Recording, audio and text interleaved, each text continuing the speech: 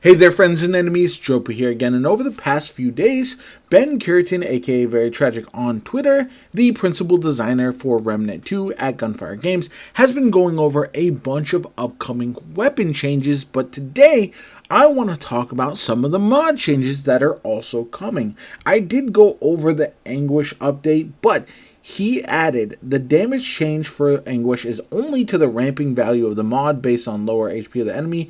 Base mod damage is unchanged, scales from 100 to 150 between enemy 90% to 10% HP. Always worked this way. Basically, about a 17% damage difference.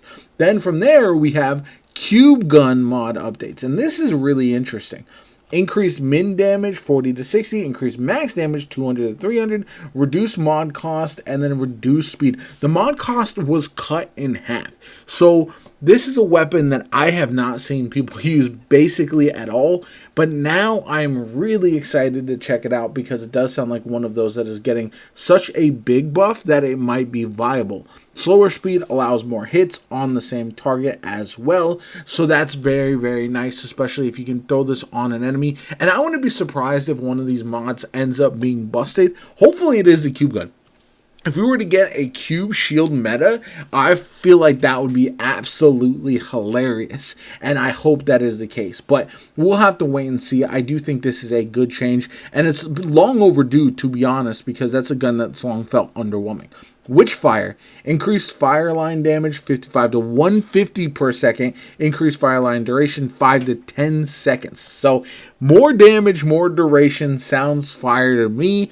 I am very much looking forward to this one as well. A lot of these mods have just felt like they've been left behind with the new weapons that we've gotten and some of the other buffs. So for me, this is a very exciting change, and honestly, I really hope it shakes up the way we make builds in the game right now. I've said that over the past couple days with the weapon changes and now the mod changes. I do look forward to hopefully a lot more of these being viable. Some people in my comments brought up some good points that melee weapons in general feel like they've been left behind. So hopefully that is the next thing that gets a pass, but we'll have to wait and see. Voltaic Grandeur, increased orb damage 20 to 30 or 45 power, and increased lightning range 3 meters to 6 meters. This is another big change. And honestly, this is a mod that I've actually already enjoyed using in certain builds as just a strict shock applicator for overloaded. And so now we're going to have that much more reason to use this, and hopefully you could run a Voltaic Grandeur Witchfire combo that could do a ton of damage. So we'll have to wait and see. I'm really, as somebody who does love to run the Ritualist and do some dot builds, I'm really looking forward to having all of these different options at my fingertips going forward. Skewer 2.0, increased impact damage from 125 to 200, nice. Trap damage 20 to 50 per hit, which is pretty nice. And then reduced direct hit AoE delay 0.75 to 0.6. So I don't know if this is going to change things for this one overall. It's already okay as an option, but this is one that you're not really relying as much on the initial damage, so we'll have to wait and see if this ends up being super effective, because the bursting damage is what I think is going to be interesting to see how much more that can actually do over the course of time. And it might just add up. It might just be one of those situations where if you add damage to it and it just kind of multiplies essentially because of the impact and the trap damage, that could be very, very nice. Then we've got the Concussive Shot, added explosive damage tag, so now you can run it in explosive damage builds and reduce the base damage for 155 to 150. Now this is one that seems kind of interesting because the base damage reduction is a nerf. However, if you can scale this with explosive damage now, that could be actually insane. So the Focus Blast as a explosive damage with a bunch of buffs or in an explosive damage build could be really, really nice, especially the 4 times the impact. So we'll have to see how that works. I don't know if this will ever be an option for high damage specifically, but the impact could be very, very interesting.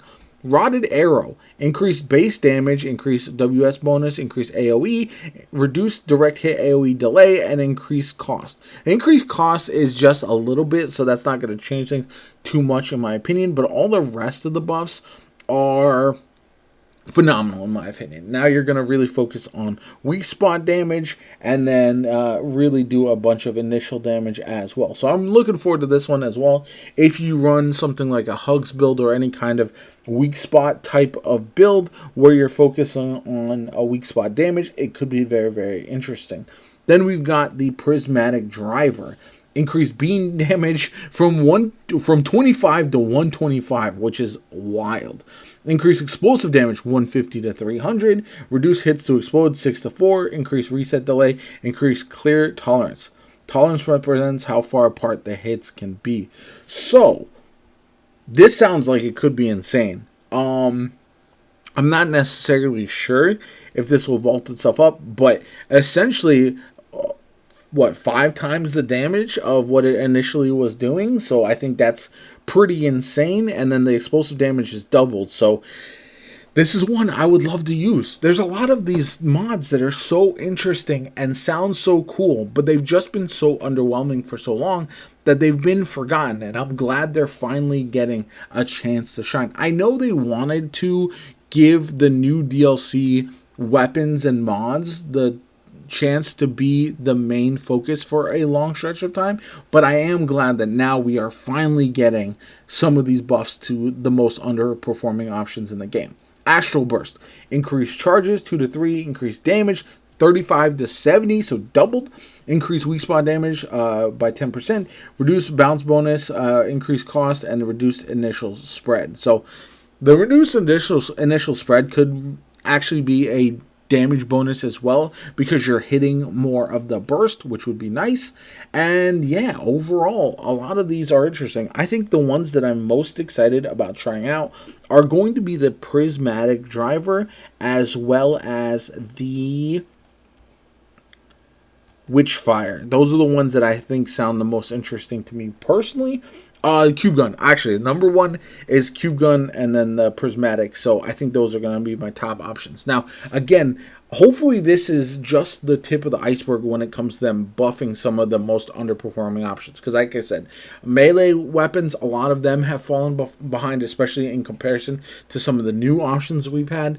It's also like Krell's Axe is universally good. Anything with range just kind of outperforms anything that doesn't have range. So I hope they give a buff to melee weapons that don't have range options, so that way you could at least feel like you are hitting harder. Same thing with some of the underperforming mods that I think are still out there. I think there's a lot more that could use a bit of a buff, and so that's where I'm leaning towards, hoping that we see additional things. Plus there's also, in my opinion, a lot of these skills for various archetypes that are underutilized. Explorer as a whole is not very good.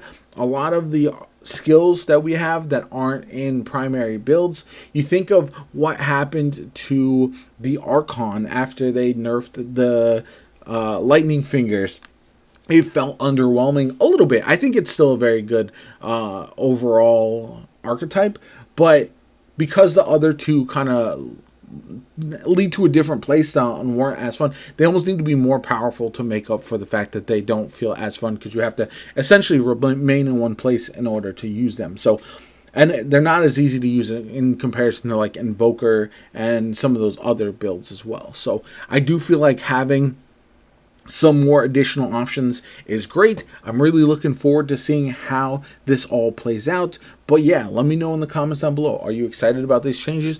What of these changes are you most excited about? And what other changes do you want to see the developers over at Gunfire Games make for Remnant 2 going forward? Let me know in the comments down below. My name is JoPa. Have a good one. I'll catch you all later.